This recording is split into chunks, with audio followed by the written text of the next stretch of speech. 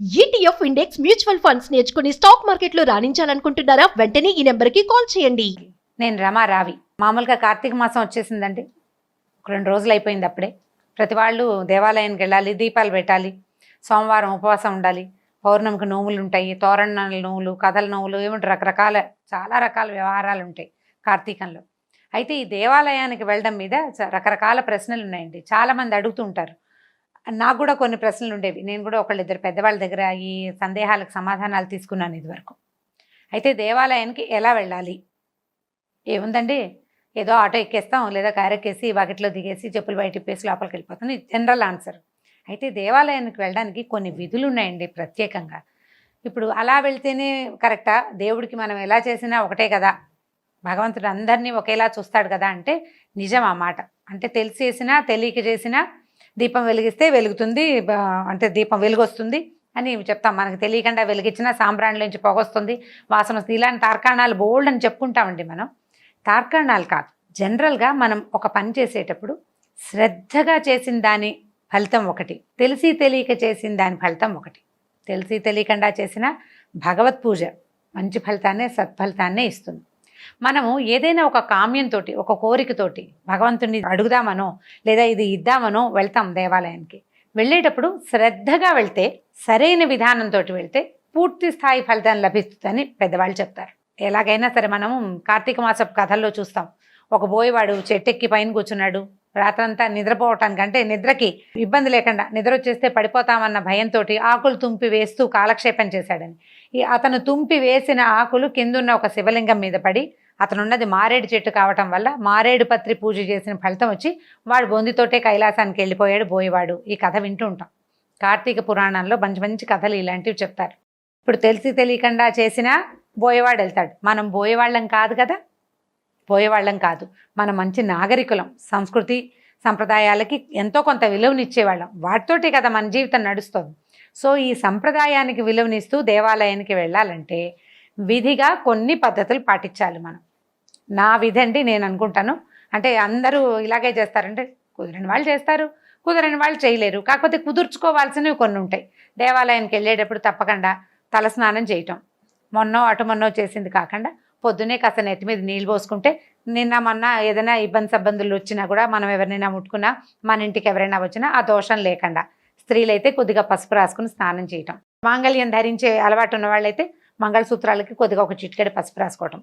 శుభ్రత కోసమే, అంతకంటే ఏం లేదు. ఏదో ఒక చిన్న పవిత్రత భావం కోసం పసుపు వేసుకుని స్నానం చేయటం, తల స్నానాలు చేయటం, తల అరుపుకోవటం. చాలామంది ఏం చేస్తారంటే తడి జుట్టుతోటి గుళ్ళోకి వెళ్తారండి. అంటే వాళ్ళు ఎవరో వేరే స్టేట్లో వాళ్ళు వెళ్తున్నారు కదా అని అనుకోకండి. మన స్టేట్లో పనికిరాదండి. తెలుగు రాష్ట్రాల వాళ్ళకి తడి జుట్టుతోటి దేవాలయానికి వెళ్ళటం పనికిరాదు.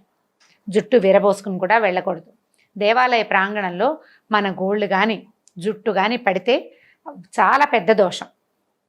మనం తెలిసి తెలియక జుట్టు విరబోసుకుని వెళ్తే జుట్టు రాలకుండా ఉంటుందండి. అసలు జుట్టు ఉన్నది రాలడానికే. పైగా ఇవాళ రేపు హెయిర్ ఫాల్ చాలా సర్వసాధారణం కదా. హెయిర్ ఎక్కడైనా రాలి మన జుట్టు దేవాలయంలో పడితే గుడికి వెళ్ళిన పుణ్యం పక్కన పెట్టండి, పాపం వస్తుంది లేనిపోంది. అందుకని తడి జుట్టు ఆర్పుకోండి. జుట్టు చివరలు ఎంతో కొంత ముడేయటం, లేకపోతే పై భాగానైనా ఒక క్లిప్ పెట్టుకోవడం. పొడుగాటి జుట్టు ఉందనుకోండి, కొసలు మడుచుకోవాలి. ఇప్పుడు మాలాగా పొట్టి జుట్టులో వాళ్ళు అనుకోండి, దీన్ని వేళ్లాడేసుకుని వెళ్ళకుండా ఓ క్లిప్పో ఒక రబ్బర్ బ్యాండో పెట్టుకోండి తప్పనిసరిగా. జుట్టు ముట్టుకున్నాక విధిగా చేతులు కడుక్కోవాలండి. ఇది సాధారణ నియమం, హెల్దీ థింగ్ కూడా జ్ఞాపకం పెట్టుకోండి. తల దూకుంటే చేతులు కడుక్కోవాలి, పిల్లల తల దువ్వినా చేతులు కడుక్కోవాల్సిందే, అది నియమం. జుట్టు సరిగా పెట్టుకోవటం మొదటిది. బొట్టు పెట్టుకోవటము, కాస ఒంటి చేతులు గాజులు, మెడ బోసి, చెవులు బోసిగా ఎలా లేచామో ఎలా స్నానం చేసామో అలాగే వచ్చేయకుండా కాస్త అలంకారంతో ఎంతో కొంచెం చూడడానికి బాగుండేలాంటి అలంకారం ఇది వేసుకోవటం. అక్కడి నుంచి దేవాలయంలోకి వెళ్ళేటప్పుడు కొబ్బరికాయలు తీసుకెళ్ళచ్చు, అరటిపళ్ళు అవి పట్టుకెళ్ళచ్చు, పువ్వులు పట్టుకెళ్ళచ్చు, పత్రి పట్టుకెళ్ళచ్చు. మన ఓపిక, మన అవకాశం, మనకి ఏ అవకాశం ఉంటే, ఏమీ లేవనుకోండి, ఏ అవకాశము లేకపోయినా మహత్తరంగా గుళ్ళోకి వెళ్ళొచ్చండి. శ్రద్ధగా వెళ్తే చాలు. ఈ వెళ్ళటము, ఈ లోపలికి వెళ్ళిన తర్వాత ప్రదక్షిణం చేసే అవకాశం ఉంటే 3 ప్రదక్షిణాలు చేయటం. అక్కడి నుంచి అయ్యవారికి ఎదురుగుండా సాధారణంగా క్షేత్రపాలకుడు స్వామిది దేవాలయం ఉంటుంది. చిన్నగా మన విష్ణు ఆలయాల్లో చూడండి, వెంకటేశ్వర స్వామి గుళ్ళో అయితే ఎదురుగుండా గరుత్మంతుడి దేవాలయం ఉంటుంది. అక్కడ ఒకసారి ఒక దండం పెట్టుకోవటం, ఆయనకి బాబు వచ్చాను ఆయన అని మన హాజరు వేసుకోవటమే. ఈ హాజరు వేసుకున్నాక అప్పుడు ప్రధాన స్వామి అర్చాదమూర్తి ఎవరైతే ఉన్నారో, స్వామి, అమ్మవారో, శివాలయమో శివాలయం అయితే నందీశ్వరుని దర్శిస్తాం. మొదటి నందిని ఆయన కొమ్ముల్లో నుంచి కదా మనం శివలింగాన్ని నేరుగా చూస్తాం. అలా దర్శనం చేసుకోవటం. తర్వాత తీర్థము సెఠారీ తీసుకోవటం. తీర్థం సెఠారీ తీసుకున్న తర్వాత సెఠారీ తీసుకుంటాం అంటే ₹1 దక్షిణో పావలా దక్షిణ వేసి దండం పెడతాం. సెఠారీ మన నెత్తి మీద పెట్టే ఆ గోపురం లాంటి పదార్థాన్ని శఠగోపం లేదా సెఠారీ అంటారు కదా. ఇప్పుడు మనం సెఠారీ తీసుకునేటప్పుడు ఏం చేస్తాం, వంగి కాస్త చేతులు జోడించి సెఠారీ తీసుకుంటాం కదా, ఇది పాయింట్. దీని తర్వాత ఏం చేస్తాం, తీర్థం తీసుకుంటాం. చాలామంది తీర్థం పుచ్చుకున్నాక చేయి నెత్తికి రాసుకుంటారు. పొరపాటును కూడా రాసుకోబోకండి, రాసుకోకూడదు. పంచామృతాలు తీసుకుని నెత్తికి రాసుకుంటే చీమలు పడతాయి ఇంటికి వెళ్ళే లోపల, అదొకటి. తీర్థం తీసుకున్నప్పుడు మన చేతుల్లో తడి ఉంటేనండి కళ్ళు తుడుచుకోవచ్చండి. ఆ తీర్థంతో తలకి రాసుకోకూడదు. తర్వాత ఇది అయిపోయిన తర్వాత మనం ఏం చేస్తాం, చాలామంది దేవాలయంలో ఉన్న అర్చక స్వామి కంటే ఎవరైతే మనకి తీర్థప్రసాదాలు ఇస్తున్నారో వంగి ఆయనకి దండం పెడుతూ ఉంటారు. ఆయనతో అక్షింతలు వేయించుకోవడానికి పొరపాటును కూడా దండం పెట్టకూడదండి. ఇది ఇంకా ఎవరైనా పెద్దవాళ్ళని అడిగి కూడా తెలుసుకుంటా ఉంటే చక్కగా తెలుసుకోండి ధారాళంగా. నేను తెలుసుకునే క్లియర్గా చెప్తున్నాను, నాకు తెలుసు, నేను మళ్ళీ అడిగి కూడా చెప్తున్నాను. దేవాలయ ప్రాంగణంలో మనుషులకి మానవ మాత్రలకి నమస్కారం చేయకూడదు. స్వామి ఎవరైతే ఉన్నారో వారికే దండం. ఒకవేళ మీరు దండం పెట్టదలుచుకుంటే దేవాలయం బయటే అర్చక స్వామికి మనం సెఠారీ తీసుకునేటప్పుడు మాత్రమే నమస్కారం. అది కూడా అర్చకుడికి కాదు మనం దండం పెట్టేది, సెఠారీ దగ్గర వినయంతో వంగి నమస్కరించి సెఠారీ తీసుకుంటాం. అర్చకులకి నమస్కారం చేయబోకండి. అర్చకులకి నమస్కారం చేయడం వల్ల మీరు దేవాలయ దర్శన ఫలితాన్ని పోగొట్టుకుంటారు. కేవలం అర్చకుడికి దండం పెట్టిన ఫలితమే ఉంటుంది మనకి. ఆ పని చేయొద్దు, మానవులకి నమస్కారం చేయకూడదట దేవాలయంలో. తర్వాత ఈ ప్రసాదం తీసుకుంటాము, ఈయనకి నమస్కరించొద్దండి. వంగి అక్షింతలు వేయించుకోండి, తల ఉంచి అక్షింతలు వేయించుకోవచ్చు, దండం పెట్టక్కర్లా. పాద నమస్కారాలు చేయబోకండి. తీర్థం ప్రసాదం తీసుకోండి. తప్పనిసరిగా దేవాలయంలో కొంచెం సేపు కూర్చోవాలి. కనీసం ఒక్కసారి అట్లా నేల మీద కూర్చుని లేవడమే. కూర్చోవటం కూడా స్వామి ఎక్కడున్నారో అంటే మనం ఏ దేవాలయంలోకి వెళ్ళామో ఆ మూర్తికి సరిగ్గా మన వీపు మాత్రం చూపించకూడదండి.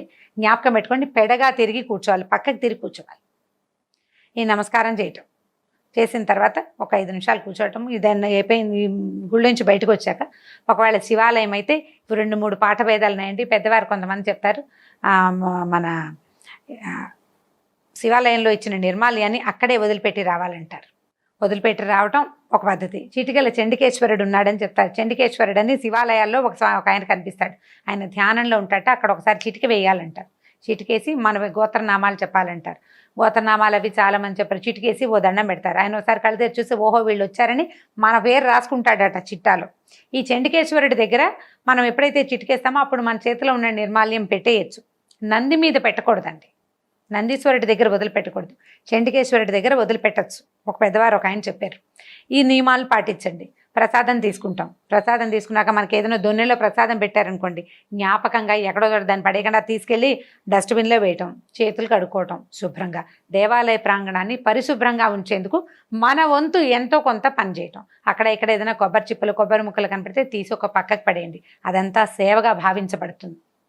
ప్రాంగణం బాగుండకపోతే మీ ఓపిక ఉంటే తుడవద్దు. కాలు కింద ఏదో కొబ్బరి ముక్క పడింది, ఓ పువ్వో ఏదో పడింది, నిర్మాల్యాలు జల్లో పెట్టుకుంటారు చాలామంది. అర్చక స్వామి పువ్వులు ఇస్తే దాన్ని వెంటనే నెత్తి మీద పెట్టుకుంటామా, తల మీద కూడా పెట్టుకోకూడదండి. ఎందుకంటే తల ముట్టుకుంటే చెయ్యి కడుక్కోవాలి.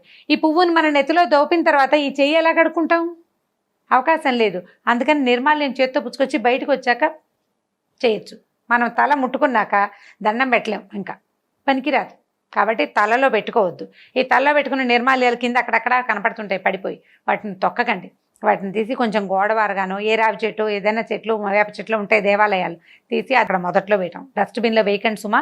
పువ్వుల్ని వాటిని కొబ్బరి చిప్పల్ని వాటిని ఒక పక్కకి ఒక వారకి వేయచ్చు. అవి ఎలాగూ తీసేస్తారు కాబట్టి శ్రద్ధగా ఏ పనైనా చేయండి. దేవాలయంలో ఎంత చిన్న పనైనా మీరు శ్రద్ధతో చేసింది సేవగా స్వీకరించబడుతుంది స్వామి చేత.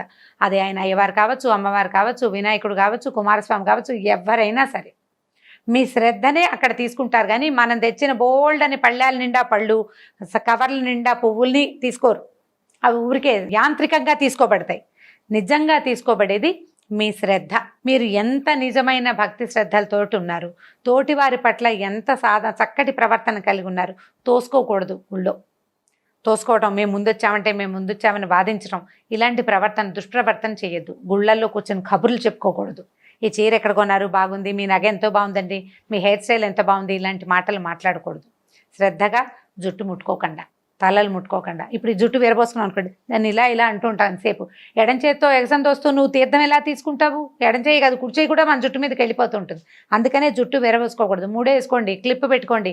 హెయిర్ని ముట్టుకునే ఏ పరిస్థితిని రానివ్వద్దు, జుట్టు ముట్టుకోకూడదు. ఈ శ్రద్ధ కనుక పాటించారా 2 సార్లు చేస్తే 3ఓసారికి అలవాటు అవుతుంది. టెంపుల్లో జుట్టు ముట్టుకోకూడదు. అక్కడి నుంచి ఈ పమిట పైకి తోసుకోవటం కూడా, బట్టల్ని సరైన దుస్తులు ధరించడం, వీటిని సవరించుకునే వ్యవహారం పెట్టుకోకపోతే మనకు శ్రద్ధ బాగా కుదురుతుందండి. సరైన దుస్తులు, చక్కటి కేశాలంకరణ, అంటే క్లిప్ పెట్టుకోవటమే. అందంగా అలంకరించుకుని ఏం వెళ్ళక్కర్ల. భగవంతుడు మన అందాన్ని ఏం చూడ్డు, మన శ్రద్ధని, మన ఆసక్తిని, భగవంతుడి పట్ల మన ఆసక్తిని చూస్తాడు. ఈ రకంగా కనుక మీరు దేవాలయ దర్శనం చేస్తే 1-2 సార్లు చూడండి, మీకు డిఫరెన్స్ తెలుస్తుంది. మీరు ఎంత శ్రద్ధగా వెళ్తారో, ఎంత బాగుంది అనిపిస్తుందో, ఎంతో ప్రశాంతత మీకు తెలుస్తుంది. ఇప్పుడు గుళ్ళో కనుక చిన్న చిన్న పనులు చేయటం, దీపాలు పెడతారు చాలామంది. దీపం పెడతారా, ఆ పెట్టి వదిలిపెట్టి వచ్చేస్తారు. లేదా ఇంకొంతమంది దీపం పెట్టడానికి వెళ్ళి ఆల్రెడీ ఉన్న దీపాలని పక్కకు తోసేస్తారు మనం దీపాలు పెట్టడానికి. నువ్వు దీపం పెట్టకపోయినా పర్వాలా, 10 దీపాలు పెట్టడం, 9 దీపాలు పెట్టడం ఎందుకు? ఒకటి పెడితే చాలదు, ఒక్కటి పెట్టినా సరిపోతుందండి. ఒక్క ప్రమిద పట్టుకెళ్ళండి, దానికి చాలా ప్లేస్ అక్కర్లా. ఇంతంత విస్తర నిండా బోల్డ్ అని దీపాలు పెట్టి దేవుడికి చూపించి అక్కడ పెడతావు. నువ్వు వెళ్ళిన మరుక్షణం ఇంకొకళ్ళు ఎవరో దాని మొత్తాన్ని తీసేస్తారు, లేదా వాళ్ళే ఊడి చేసి ఎత్తేస్తారు. ఒక్క దీపం చాలు. శ్రద్ధగా పెట్టేది, జాగ్రత్తగా పెట్టండి. ఆవు నెయ్యో ఏదైనా మనం ఇంట్లోనే ప్లాన్ చేసి పట్టుకెళ్ళామనుకోండి, చిన్న బాక్స్లో పెట్టి పట్టుకెళ్తే ఒక దీపక్ ఉంది. ఎక్కడైనా సరే చాలా సింపుల్గా 2 ప్రమిదలు, ఒక దాంట్లో ఒకటేసి పెడతాం, ఒక అగరబత్తి, దాంతో సరిపోతుంది. ఎక్కువ దీపాలు పెట్టి మీరు చేసినా మీ తర్వాత వాళ్ళు వచ్చి దాన్ని జడగొట్టేస్తారు. దీని మీద ఆలోచించుండి మనం కూడా చేస్తాం కదా. మనం కూడా ఆల్రెడీ బోల్డ్ దీపాలు అంటే మనకు ప్లేస్ లేదు కాబట్టి వాటిని వాళ్ళు ఎలాగూ లేరు అక్కడ, మా దీపం అని అడగరు, వాళ్ళు వెళ్ళిపోతారు, తోసేయడమే. ఈ తోసేసే పని చేయొద్దండి, మంచి పని చేయండి, సరైన పని చేయండి. మీకు మన విషయంలో మనకి ఏది సరైనది అనిపిస్తుందో ఇతరుల విషయంలో కూడా అదే సరైన పనిని మీరు ఎంత శ్రద్ధగా చేస్తారో ఆ శ్రద్ధని భగవంతుడు స్వీకరిస్తాడు. జాగ్రత్తగా దేవాలయంలో దర్శనం చేసుకోండి, చక్కటి దర్శనాన్ని పొందుతారు. ఆ తర్వాత దర్శన భాగ్యం వల్ల మరింత మంచి ప్రశాంతతను కూడా పొందగలుగుతారు. ఈ వీడియో కనుక మీకు నచ్చినట్లయితే లైక్ చేయండి, షేర్ చేయండి. మరిన్ని వీడియోస్ కోసం సబ్స్క్రైబ్ చేసుకోండి.